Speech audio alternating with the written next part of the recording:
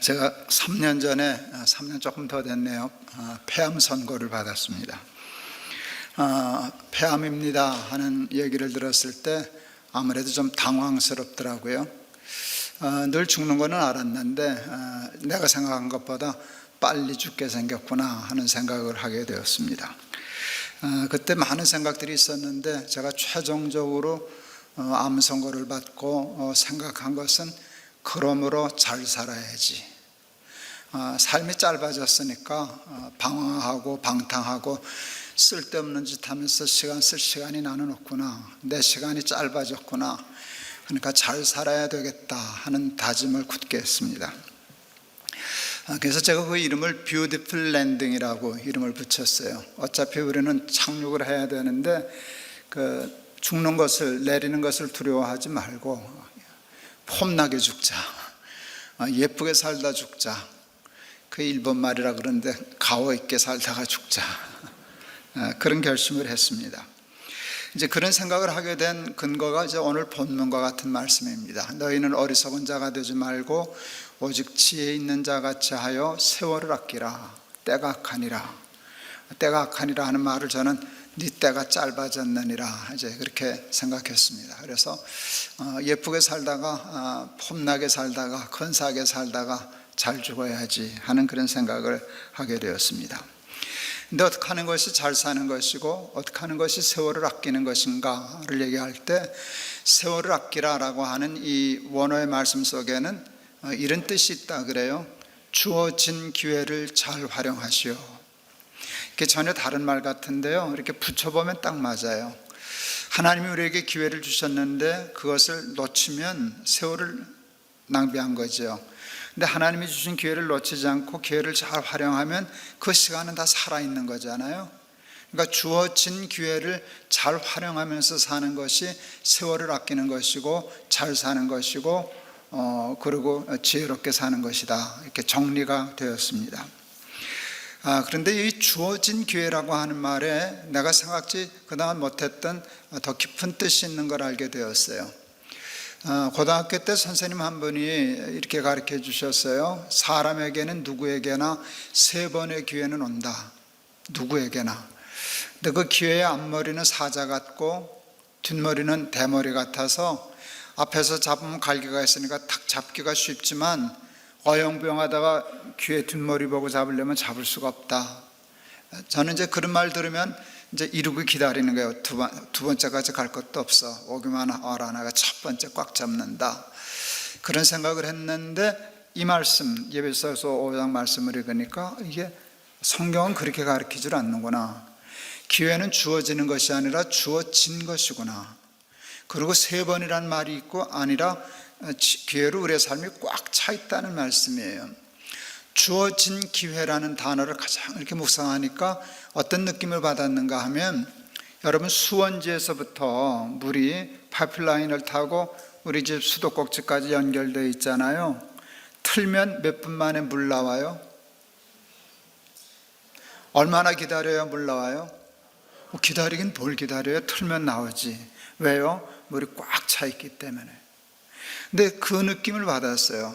하나님이 우리의 삶의 기회를 그렇게 수원지에서 내 삶의 파이프라인을 타고 수도꼭지까지 꽉 채워서 틀면 나오는 것이지 언제 오나 기다릴 필요가 없다는 거예요. 그게 주어진 기회라는 의미였어요.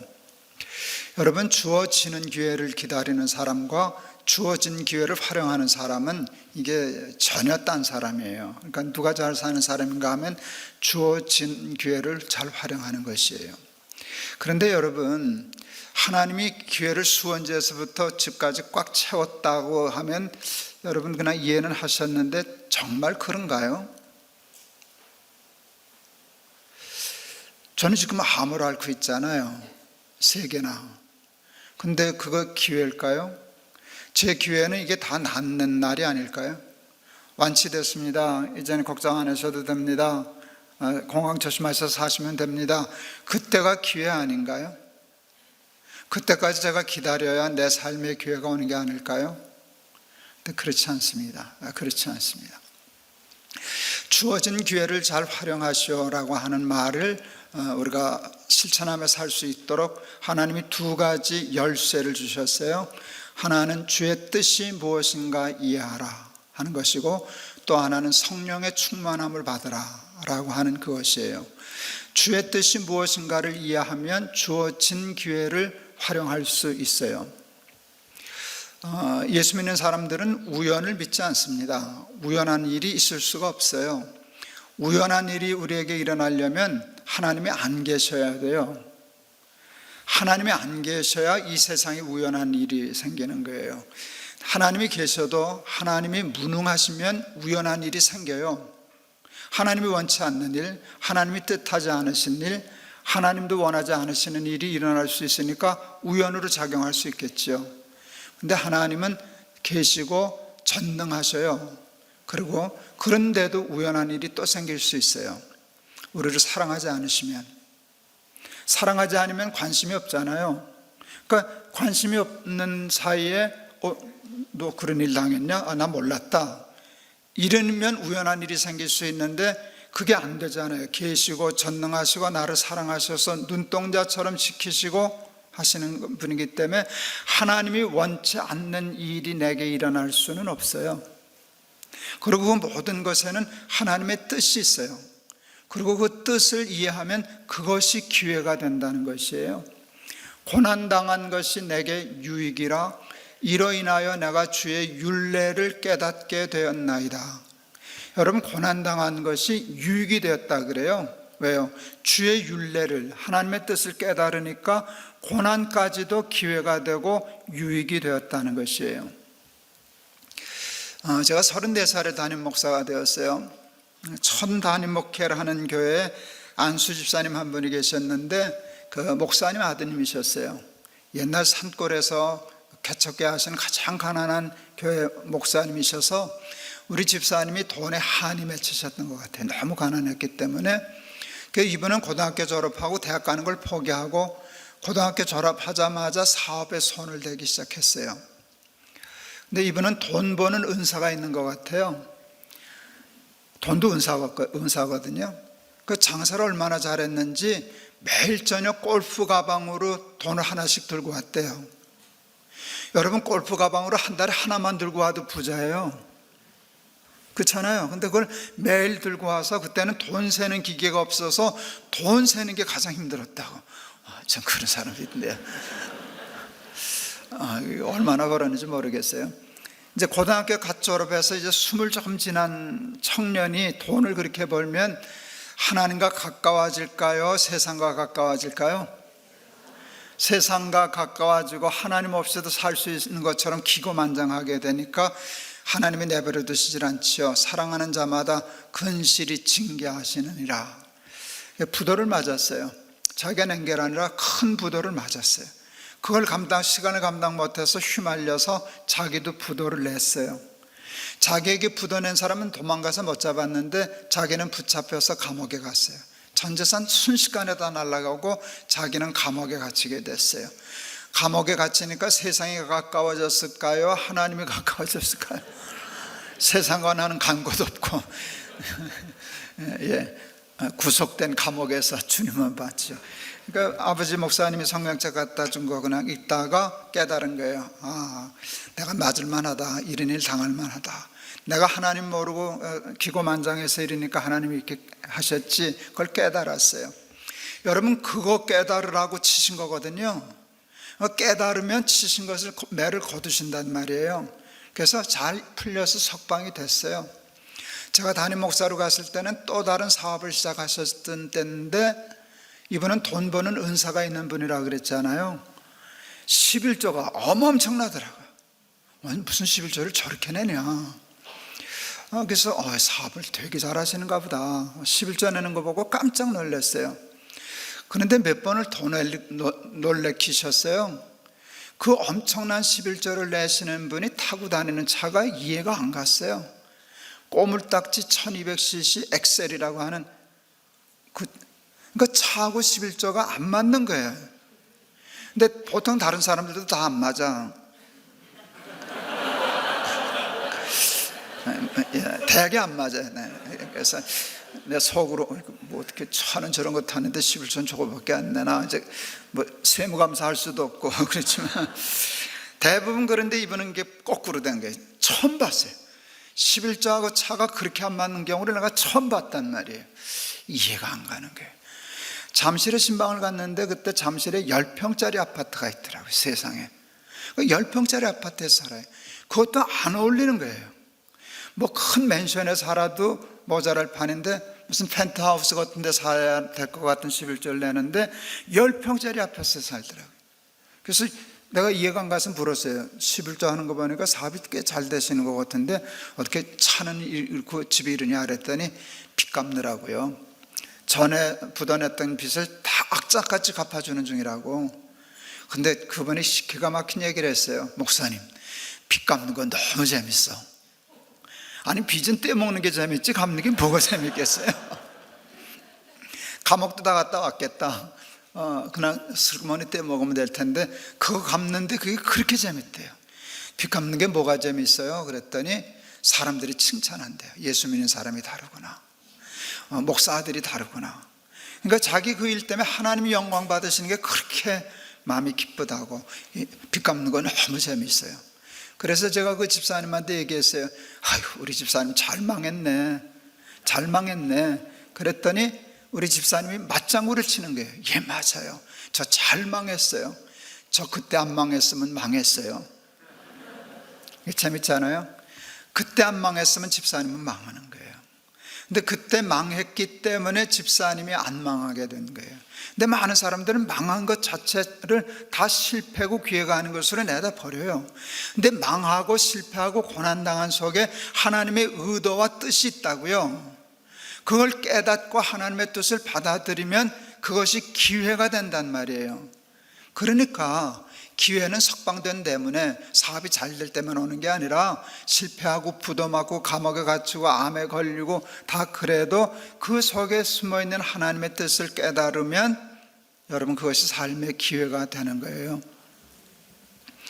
폐암 수술을 받고 이렇게 침대에 맞추게 해가지고 회복실에 있다가 올라와서 척 머리에 베게 되고 누웠는데 하나님이 제게 말씀을 주셨어요. 마음에, 내 백성을 위로하라. 기가 막히더라고요. 하나님, 저 지금 막 수술 받고 왔습니다. 지금 암 환자입니다. 아직도 충격에서 잘 못 벗어납니다. 내가 위로를 받아야 하는 사람인데 누가 누구를 위로합니까? 이게 말이 안 되잖아요. 내가 좀 다 완치 판경이나 내려준 다음에 이제 내 백성을 위로하라 그렇게 하면, 예, 제가 건강해졌으니까 해보겠습니다 그러겠는데, 지금 암 수술, 그 만만치 않은 폐암 수술을 받고 딱 누웠는데 내 백성을 위로하라. 근데 그 하루 종일 그 말씀이 떠나지 않는 거예요. 근데 하나님이 저한테 이렇게 말씀하시는 것 같았어요. 네가 암에 걸렸기 때문에 암에 걸린 사람들을 위로할 수 있는 힘이 생겼어. 내가 이제 위로할 수 있는 기회를 얻은 거야. 그래서 그게 마음에 받아들여졌어요. 그 상처받은 위로자라는 말이 있잖아요. 상처받은 사람이 위로할 때 사람들이 위로를 더 잘 받거든요. 아, 그런 거구나. 저는 머리에서 생각하고 깨달으면 행동이 제법 빨라요. 그래서 그 자리에서 두 가지를 생각했어요. 첫 번째는 CMP라는 집회를 하기로 결정했어요. Comfort My People 라는 집회를 해서 암 환자들과 보호자들만을 위한 집회를 기획했어요. 코로나 때문에 중단되는데 6차례 정도 했는데, 할 때마다 암 환우들과 보호자들이 한 400명에서 한 800명 요 사이로 와서 한 2시간 반씩 집회하면은요, 얼마나 위로를 받는지 몰라요. 제가 암에 걸리기 전에 우리 교인들 중에도 암 환자들이 덜어 있으시니까 제가 손잡으면서 집사님 얼마나 힘들어요 하고 기도하면 우리 교인들이 위로를 받죠. 목사가 위로를 해주니까, 기도해 주니까. 그런데요, 제가 암에 걸리고 난 후에 저도 아주 힘들게 했거든요. 그거 알거든요. 근데 내가 손을 붙잡고 집사님 얼마나 힘들어 그렇게 하면 내가 그 전에 얘기했던 것의 위로에 10배, 100배를 더 받더라고요. 그래서 제가 요즘 엉뚱한 생각을 해요. 암도 은사인가? 그런데 글쎄, 그렇다고 그 은사 사모하지는 마세요. 아이고 되게 힘들어요. 그런데 이미 걸린 건 어떡하겠어요? 랜덤으로 걸렸단 말이에요. 그런데 암에 딱 걸리는데 암도 그냥 버릴 수 있잖아요. 우울하고 불안하고 짜증나고 고통스럽고 그렇게 다 내다 버릴 수 있는 시간인데 하나님이 그 암 걸렸을 때 딱 내 백성을 위로하라, 그 말씀에 그냥 순종했어요. 뭐 살아있는 동안에 죽으면 가면 되는 거고 살아있는 동안에는 그러면 그 말씀대로 해보자 하고 시작했어요. 여러분, 그랬더니 놀라운 일이 일어났어요. 재작년 1월 달에 어떤 암 환자 한 분이 돌아가셨어요. 이제 많이 돌아가시죠. 저희 집회 오시던 분들 중에 많이 벌써 하나님 앞에 가셨어요. 그 딸이 편지를 보냈어요. 얘기하는 걸 보니까 누군지 기억이 나요. 제가 쭉 사진을 찍어둔 거 있는데 맨 앞에 옆에 딸이 있고 그 왼쪽에는 아내가 있고 이렇게 세 분이 늘 오시던 분인데 포천인가 파주인가 이제 거기서 오시는 분이에요. 1월 달에 근데 하나님 앞에 가셨다고. 근데 그분이, 그 딸이 이렇게 고맙다는 편지를 쓴 건데요. 우리 아버지가 말기암으로 돌아가시기 전에 아주 극심한 고통 중에 계셨었는데 목사님 날기세와 그 CMP 집회 때문에 우리 아버지가 천국처럼 지내다 가셨습니다. 그러나 많은 위로를 받고 잘 견디다 가셨습니다 해도 최상인데 그 딸이 표현한 표현이요, 우리 아버지가 그 극심한 고통의 시간을 천국처럼 지내다 가셨다. 여러분, 그게 말씀의 능력이잖아요. 아니, 야, 목사가 돼가지고 하나님의 말씀을 전하고 위로하는데 그 말씀이 저들에게 저렇게 작용한다는 것은 그 일에 십자가의 목숨 걸어도 좋을 만한 일이잖아요. 평생 저 그래도 목회하고 살았어요. 하나님이라고 살았는데요, 지난 3년 동안 암 환자들 위로하고 또 고난당한 사람 위로하고 날마다 기막힌 새벽 유튜브 방송하고, 여러분, 이러면서 사는 동안에 제가 누렸던 삶의 보람은 이루 말로 다 할 수 없어요. 제가 60 환갑 될 때 저희 큰아들이 미국 유학 중이었어요. 뭐 아버지 환갑이라고 공부하는 아이가 미국에서 들어오기는 힘드니까 축하한다는 편지를 써보냈더라고요, 메일로. 근데 조금 아부성은 있었어요. 그 아이가 이렇게 편지에 이렇게 썼어요. 저는 아버지가 40대가 전성기인 줄 알았습니다. 제가 40대 교회 개혁한다고 생난리를 치면서 꽤 난리를 쳤거든요.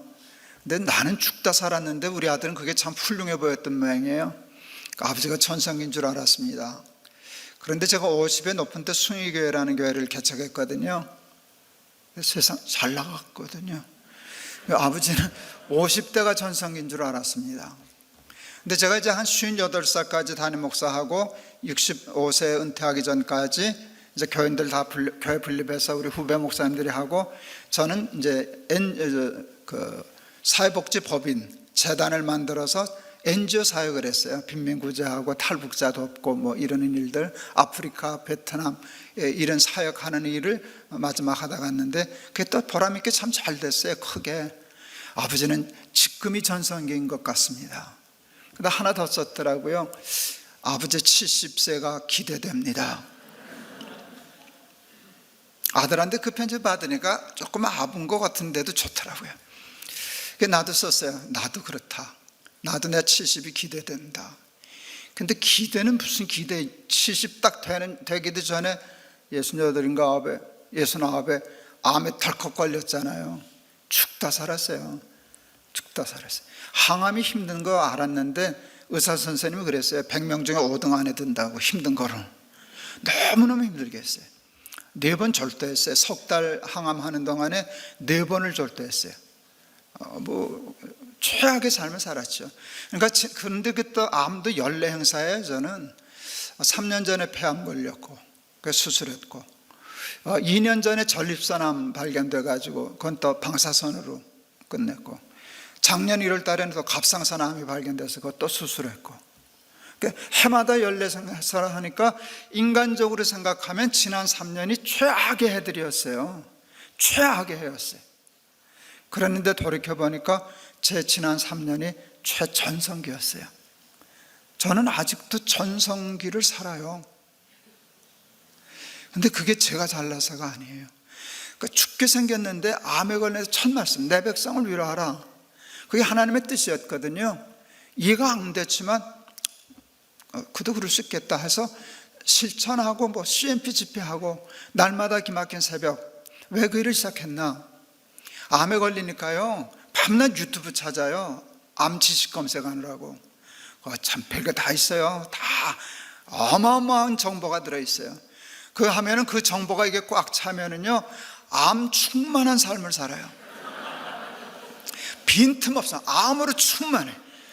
암으로 충만해가지고 불안, 초조, 우울, 두려움, 짜증, 화딱지남 이런 게 온 삶을 해서요, 세월이 깨끗이 낭비되는 게. 죽을 땐 죽는데 아직 죽기 전에도 죽음의 삶을 사는 거예요. 이게 너무 억울하더라고요. 죽을 땐 죽더라도 일어나자마자 유튜브 찾아보지 말고 은혜를 채우자. 왜 암을 충만하게 채우냐? 은혜를 충만하게 채워야지. 말씀을 충만하게 채워야지. 그래서 시작한 게 날마다 기막힌 새벽이에요. 우리 아들들이 또 권했어요. 아버지 시간 보내는 게 너무 어렵고 힘들고 그러신데 아버지 그거 유튜브 하세요. 우리 둘째 아이는 영상 전문이거든요. 영화 감독 그거 전문이니까 아버지 내가 다 할 수 있어. 그러니까 촬영만 해. 그럼 편집하고 자막 붙이고 하는 거 다 자기가 할 테니까. 그래서 시작했어요. 아침에 일어나서 이제 날기세를 하는데 나 혼자도 은혜 받는 게 아니라 같이 은혜 받자 해서 그 유튜브에 올리기 시작했어요. 그러니까 아침에 이제 설교를 준비해야 되니까 성경을 읽으면서 은혜를 찾는 거예요. 이게 쉽지 않아요. 감추어져 있어서. 그래도 나올 때까지 기다리고 캐는 거예요. 그래야 같이 나누니까. 그러면 하나씩 탁탁 튀어와요. 그러면 은혜가 이렇게 쫙 퍼져나가기 시작해요. 그게 이렇게 충만하면은요, 그 다음에 유튜브 봐가지고 들어와도 얘가 자리가 없는 거예요. 이게 빈틈이 없네. 벌써 기막힌 새벽이 꽉 차 있네.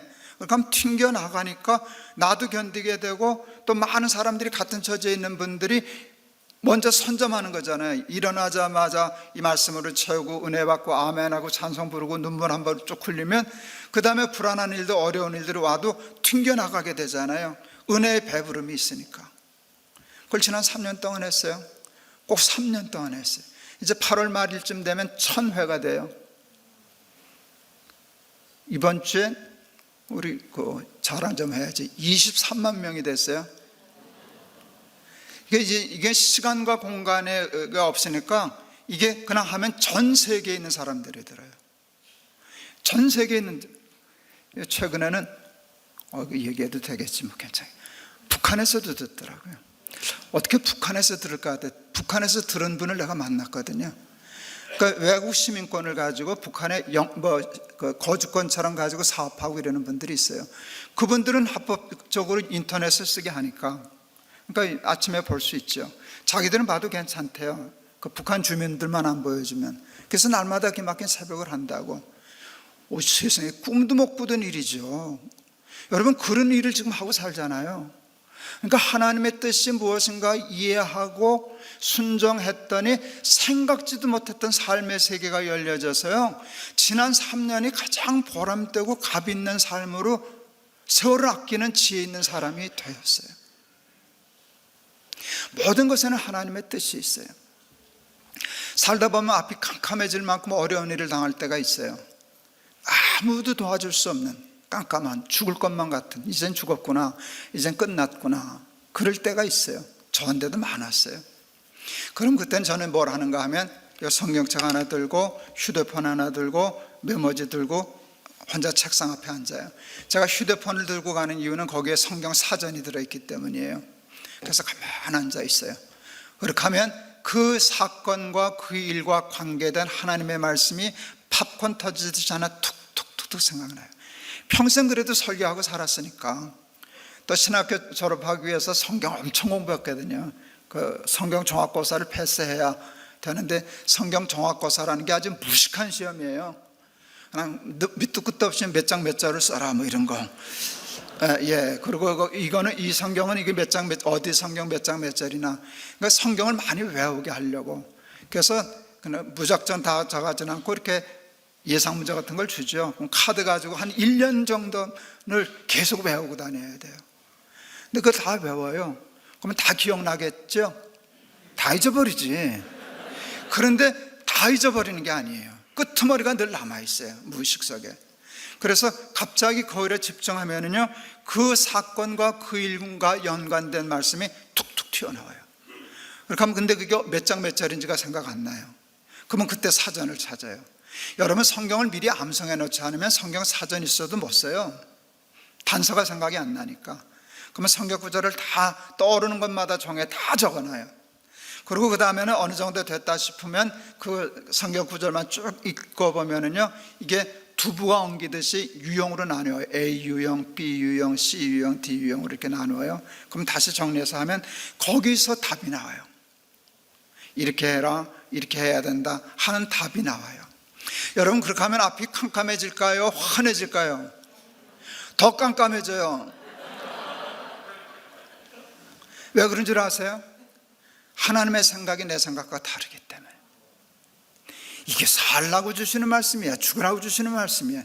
이거 없어도 죽겠는데 내가 원치 않는 쪽으로만 답이 나오거든요. 나는 일로 가서 좁아가지고 죽고 한판 붙고 싶고 이판 사판 너 죽고 나 죽자 이러고 풀어야 속이 시원할 텐데, 뭐 쉽게 말하면 네가 죽어라는 식이니까 뭐 그게 힘든 게 나와요. 그래도 뭐가 있는가 하면 하나님의 말씀이 맞지, 내가 틀리지. 그래서 순종할 마음을 갖게 돼요. 그리고 기도해요. 이거 가기 싫어요, 나 이해 안 돼요, 근데 나 믿어요, 근데 이것대로 살 수 있게 좀 해주세요 라고 기도하면 그 말씀에 순종할 용기가 이렇게 새싹처럼 돋아나요. 어느 때가 되면 죽으면 죽으리라, 뭐 어차피 죽은 건데 뭐 이왕 죽을 바에는 하나님의 말씀대로 살다가나 죽자, 해보다가나 죽자 하면은요, 길이 열려요. 그때는 하늘 가는 밝은 길이 내 앞에 있으니 슬픈 일을 많이 보고 늘 고생하여도 하늘 영광 밝음이 어둠군을 해치니 예수 공로 의지하여 항상 빛을 보다다. 여러분, 무슨 일을 당할 때에도 하나님의 뜻을 구하세요. 하나님의 식을 구하세요. 그리고 어차피 죽게 되었으면 그냥 글로 가세요. 그렇게 되면 그것이 기회가 되고 축복이 되고 우리의 삶을 가장 잘 살게 하는 하나님 나라의 큰 은혜가 될 줄을 믿습니다. 몸이 힘든 것도 힘든데 몸보다 더 힘든 건 마음이 힘들었어요. 늘 불안하고 우울한 게, 그 우울한 게 사람을 아주 기분 나쁘게 해요. 뭐 기쁠 일이 뭐가 있겠어요? 암 환자 지금 자빠지고 졸도하고 먹지 못하고 자지 못하고 아픈데. 어느 날 잘 힘도 없어서 소파에 이렇게 제가 좀 요양하던데 이렇게 앉아있는데 밖에 경치가 좋아요. 나무숲들이 있고 비가 부슬부슬 내리는데 이게 참 이쁘더라고요, 비 오는 모습이. 근데 뜬금없이 찬송가 하나가 생각이 났어요. 평화 평화 하늘에서 내려오네. 그 찬송이 생각났어요. 근데 그때는 저는 몸도 힘이 없고 마음도 힘을 다 잃었기 때문에 평화가 내 속에서 솟아나게 할 힘이 없었어요. 하나님 평안함과 평안은 내 삶에서 솟아날 힘이 없습니다. 그래도 평화가 하늘에서 내리면 나 그냥 가만히 있으면 되지 않습니까? 그 밑에 가서 의자 깔고 앉아 있으면 되지 않습니까? 하나님 평화를 비처럼 내려주세요. 그래서 하루 종일 앉아서 그냥 마음으로 평화 평화 하늘에서 내려오네 하는데요, 찬송은 참 힘이 있어요. 참 힘이 있어요. 그 찬송가대로 마음이 평화가 내려오는 느낌을 받았어요. 근데 그날이 제가 사실은 가장 불안해했던 날이거든요. 암을 이제 수술을 하거나 항암을 한 다음에는 꼭 CT를 찍어요. 줄어들었나, 재발되지 않았나, 그거를 체크를 해야 되니까 CT를 찍어요. 이제 암 환자들이 제일 불안한 때가 CT 찍고 그 결과 들어가는 날, 가장 심란한 날이에요. 저는 이제 첫 번째 CT를 찍었는데 패스하지를 못했어요. 의사 얼굴이 조금 어두워지더라고요. 여기 뭐 있다는 거예요. 수술했는데 또 있다는 거예요. 이게 재발됐을 가능성이 있는 거거든요. 근데 재발되면 아주 골치 아픈 길로 가는 거거든요. 그래서 다시 CT를 찍자 그랬어요. 다시 찍고 이제 제가 일주일 후에 그 결과를 들으러 가는 날이었어요. 그러니까 오죽 마음이 불안하고 심란했겠어요. 첫 번째 갈 때도 심란했는데 재검을 받았으니까, 쉽게 말하면 이게 지금 재발될 수 있는 확률이 굉장히 높은 상황에서 가는 거니까 아주 심란한 때였죠. 근데 평화 하늘에서 내려오네 이제 큰 찬송을 부르고, 그날도 이제 날깃새 녹화를 하고 병원에 가려고 날깃새 녹화를 했는데, 그때는 제가 설교하고 찬송가를 한 장씩 부를 때였어요. 그때 하필 고른 찬송이 하나님이 고르게 하신 찬송이죠. 어디든지 예수 나를 이끌면 어디든지 예수 함께 가려네. 예수 함께 아니 가면 낙없고 예수님과 동행하면 겁없네. 어디를 가든지 겁낼 것 없네. 어디든지 예수 함께 가려네. 와, 이게 참 기가 막힌 찬송으로 들리는 거예요. 여러분, 이 찬송가 작사자는 어디를 가든지 겁이 없대요. 나는 안 그래요. 나는 겁 없는 길이 있어요. 제발 아닙니다. 괜찮습니다. 그럼 겁 없지. 목사님 제발 됐는데요. 이거 겁 있지. 그런데 이분은 어디를 가든지 겁 없다는 거예요.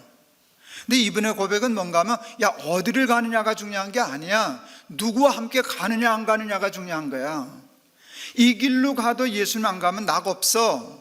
설령 이 길로 간다 할지라도 예수님 같이 가면 겁낼 거 없어. 근데 그게 믿어지는 걸 어떡하겠어요. 그래도 평생 예수 믿고 목사하다 보니까 그게 받아들여지더라고요. 그냥 고장난 레코드처럼 어디를 가든지 겁낼 것 없네. 어디든지 예수 함께 가려네. 그랬는데요, 근심, 걱정, 불안, 우울이 순식간에 없어지더라고요. 그 윤동주 시인의 시 중에 초한대라는 시가 있어요. 예수님을 초한대에 비유했어요. 염소의 갈비뼈 같은 그의 몸, 생명인 심지. 여러분, 예수님이 염소 갈비뼈 같아서 누구나 꺾을 수 있는 그 몸이 가늘잖아요. 생명이라는 게 그 심지 하나에 달렸잖아요. 그런데 불을 탁 켜자마자 윤동주가 이런 표현을 썼어요. 매를 번 꿩이 도망하듯이 암흑을 창구멍으로 도망케 한 위대한 향내를 맛보느라. 대단한 시인이에요. 예수님의 삶을 그 한마디로 표현했어요.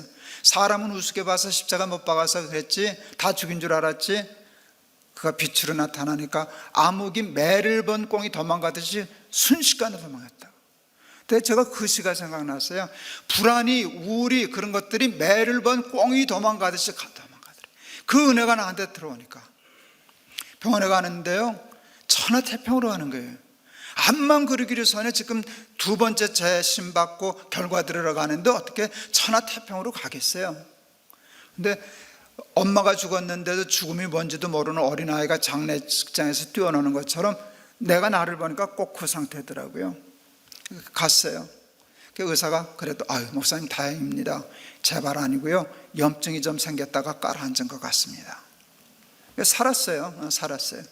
근데 그 옆에 우리 저에게 이제 집사님이 계셨어요. 세브란스 종양내과 교수신데, 그분은 이제 위암 전문이니까 나를 직접 못 보고, 자기 담임 목사였으니까 걱정돼서 불안해서 같이 있었는데, 목사님 다행입니다. 걱정 많이 했습니다. 목사님 병원 오실 때 많이 불안하셨죠? 그래서 아니 그랬어요. 그랬더니 에이 그런 게 어디 있어요 그러더라고요. 그래서 속으로 뭔 놈의 집사가 자기 목사 말도 안 믿냐 내 소리. 제가 우리 집사님한테 그랬어요. 야, 안 불안한 걸 어떡하냐. 나도 그게 신기하다. 이 불안한 게 당연한 거지. 부끄러운 것도 아니고 그건 당연한 건데, 근데 안 불안한 걸 어떡하냐. 여러분, 그 하나님이 주시는 평안이 있더라고요. 이렇게 은혜가 충만하니까 불안하고 그것 때문에 뺏기는 시간이 없는 거예요. 폐암 수술 처음 받으러 가는 날, 난생 처음 수술실에 들어가는 건데 심란하죠. 와서 수술실에서 와서 여기 침대 올라가 누웠어요. 이제 들어가는 거예요. 아내가 잘 다녀오세요. 기도할게. 갔다 올게. 하나님 앞에도 인사해야 될 것 같아서 하나님 다녀오겠습니다 그랬지. 그랬더니 하나님이 같이 갈 건데 그러시더라고요. 근데 그게 참 큰 위로가 되더라고요. 수술방에는 나 혼자 들어가는 줄 알았어요. 그래서 좀 무섭고 떨리고 심란했어요. 아내도 못 들어가, 자식도 못 들어가요. 근데 하나님은 내가 왜 여기서 너를 기다리냐, 같이 가야지. 근데 그게 그렇게 힘이 되더라고요. 그렇지, 예수님이 나와 같이 계시지. 들어가서요, 처음 들어가는 수술실인데 무슨 호텔방에 잠자러 들어가는 사람처럼 들어갔어요. 심정이. 그리고 수술도 너무 잘 됐고, 그리고 잘 쾌차됐어요. 작년에 이제 갑상선암 수술을 또 하게 됐네요. 전립선암은 이제 그냥 방사선으로 끝냈고, 또 수술실에 들어갈 때 또 아내한테 다녀올게. 하나님 앞에도 다녀오겠습니다. 그 안 될 것 같아서 같이 가실 거죠? 그랬어요. 그랬더니 하나님 그럼 그러셨어요.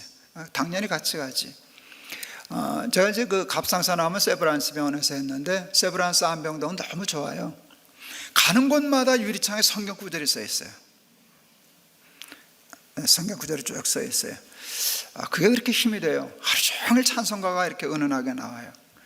근데 제가 이제 수술실에 들어가는데 성경 구절이 되게 옆에 있는데 누웠으니까 이게 안 보이잖아요. 암 환자들은. 근데 이 기가 막힌 병원이 침대에 누워있는 환자 보라고 천장에다 말씀을 써놓은 거예요. 성경 구절을 딱 누웠는데 거기 성경 구절이 있는 거예요. 영어로 쓰여 있더라고요. Do not fear, 두려워하지 말아라. For, 왜냐하면 I am with you, 내가 너와 함께 함이니라. 두려워 말라, 내가 너와 함께 함이니라. 다 아는 말씀인데요, 그 말씀이 그렇게 눈으로 읽히고 귀로는 이렇게 들렸어요. 내가 같이 간다 그랬잖아. 내가 같이 간다 그랬잖아. 여러분, 그때 수술실에서 느껴지는 마음의 평안함은 이루 말로 다 할 수 없어요. 성령 충만하고 은혜가 충만하니까요, 두려움, 근심, 불안, 짜증 이런 것에서 세월을 낭비하지 않고 그 시간까지도 하나님이 주시는 평강을 누릴 수 있게 되어서요, 주의 뜻이 무엇인가를 이해하고 성령의 충만함을 사모하면 어떤 근심과 걱정과 염려 있을 속에서도 그조차도 기회가 되고 축복이 되고 은혜가 되는 줄을 믿습니다. 여러분, 예수를 믿는 것은요, 미신적인 기복 종교하고 달라요. 기복적인 종교는 환경을 바꿔달라는 거예요. 암을 고쳐주십시오, 사업 잘 되게 해주십시오, 우리 아이 출세하게 해주십시오, 이런 좋은 환경, 그건 잘못된 건 아니죠. 그런데 미신은 그걸 바꾸는 거예요. 뭐 해서? 굿해서, 부적 붙여서, 제사 돈 많이 내가지고 그렇게 하면 그게 바뀐다는 거예요. 근데 기독교는 그게 아니에요. 그것보다 더 중요한 건 환경을 뛰어넘어요. 하나님을 믿는 믿음으로 미신은 여기를 가도록 애를 쓰는데요, 믿음은 이것을 뛰어넘어서 상관없다는 거예요. 하나님, 나 일로 가면 좋겠는데 일로 가도 괜찮아요. 일로 가도 괜찮아요. 사도 바울이 얘기했어요. 나는 부한데도 처할 줄 알고 비천한데도 처할 줄 안다. 부한데도 처할 줄 안다는 말이 뭔지 아세요? 나도 돈 좋더라 뭐, 그 소리예요. 나도 돈 있는 거 좋아, 부한데 처할 줄 알아. 근데 나는 비천한데도 처할 줄 알아. 나는 가난해도 상관없어. 자족하기를 배웠거든. 예수 그리스도를 아는 지식이 가장 높을 거잖아요. 고상하기 때문에 이것은 구애받지 않는 거예요. 이러면 좋고 이래도 괜찮고. 그러니까 항상 기쁘게 될 수 있는 거죠. 그러니까 범사가 감사한 것이죠. 항상 좋은 일만 있어서 기쁜 게 아니에요. 힘들고 어렵고 자빠지고 힘든 일이 있는데 하나님을 믿는 믿음 속에서도 뜻을 찾고 성령 충만하면 그것까지도 은혜가 되고 축복이 되니까 항상 기쁘고 감사한 것이죠. 높은 산이 거친 들이 초막이나 궁궐이나 내 주 예수 모신 것이 그 어디나 하늘나라 그랬죠. 높은 산, 괜찮아요. 초막, 상관없어요. 궁궐, 좋죠. 궁궐 좋죠. 그런데 그게 중요한 게 아니라 예수님 모시고 살면 궁궐도 좋고요, 초막도 좋아요. 그 어디나 하늘나라. 내 평생에 가는 길 편하든지 늘 잔잔한 강 같든지 큰 풍파로 험하고 무섭고 어렵든지 내 영혼은 늘 편하다. 내 주 예수와 함께 계시오니 내 마음이 늘 편하다. 그리고 내 영혼 평안해 그랬어요. 여러분, 잔잔한 강 같으면 좋지. 근데 큰 풍파로 어려워도 상관없다는 거예요. 왜? 뛰어넘었으니까. 하나님의 뜻을 깨닫고 성령의 충만함을 받으면 세상에 감당할 수 없는 삶을 사는 거예요. 하박국 선지자가 고백하잖아요. 무화과 나무에 열매가 없어도, 외양간에 우리의 양이 없어도, 외양간에 소가 없어도 구원의 하나님을 인하여 기뻐하리로다. 하나님께서 나를 사슴과 같이 높은 곳에 다니게 하시리로다. 여러분, 하나님의 뜻을 늘 생각하고 하나님이 나를 사랑하셔. 나한테 불필요한 거, 힘든 것도 기회로 바꿔주시는 하나님이야. 그리고 근심 걱정으로 채우지 말고 은혜로 성령으로 충만하면 여러분 세상적으로 기회가 와도 기회고 세상 사람들이 기회가 아니라는 때도 기회로 잘 활용하여서 항상 기뻐하고 승리하는 삶 살아가는 저와 여러분 다 될 줄을 믿습니다. 주의 뜻이 무엇인가 이해하라. 성령의 충만함을 받으라. 네, 여러분 우리는 어려운 일이 생기면요 그거로 그냥 그걸 심어서 30배, 60배, 100배로 추수해요. 근심도 30배, 걱정도 60배, 불안도 100배. 그걸 왜 그걸 심어요? 저는 그것을 다 외상으로 갖겠다고 나 이따 천당 가서 줄게. 그 암, 고통, 불안, 걱정 그 값은 외상으로 하자. 외상으로. 근데 어느 날 보니까요 제가 이제 암 잘못되면 어려질 때 있는데 아직은 거기까지 안 갔는데 그걸 걱정해서 미리 가불 해서 지금부터 아프더라고요. 이게 바보 같은 짓을 왜 그걸 가불해? 은혜를 가불해다 살지. 은혜를 가불하고 천국을 가불하고 세상 근심과 걱정은 다 외상으로 돌려요. 카드로. 할부도 할 거 없어. 천당 가서 갚는다 그래요. 천당 가서 다 갚아주면 되지 뭐. 그래서 그걸 밀어놓고 저는 그래서 이렇게 생각해요. 약은 약사에게, 진료는 의사에게, 생명은 하나님께. 그걸 저는 그래도 참 편하게 지내는 게요. 제 병은 의사한테 맡겼어요. 아무래도 전문가니까. 그리고 나는 지금 날기세 하면 되는 거예요. 내가 그걸 왜 신경 써서 할 수 있는 게 없어요. 그건 병원에다 맡겼으니까 나는 병원비만 잘 내면 돼. 의사 하라는 대로 하고 좀 조심하면 되고 생명은 하나님께 달린 거니까 걱정할 거 없잖아요. 때 되면 가는 거고 안 됐으면 일하면 되는 거고 아직 이렇게 살아있는 동안에는 미리 근심 걱정 가불할 필요 없다고. 그건 다 외상으로 하고 가불할 거 있으면 은혜를 가불해다 써야지. 천국을 가불해다 써야지. 그렇게 살면은요 어떤 환경과 형편 속에서도 항상 기뻐하고 감사하는 천국의 삶을 살아가게 될 줄을 믿습니다. 그래서 언제나 잘 사는 우리 은혜샘물교회 교인들 다 되시기를 축원합니다. 기도하겠습니다.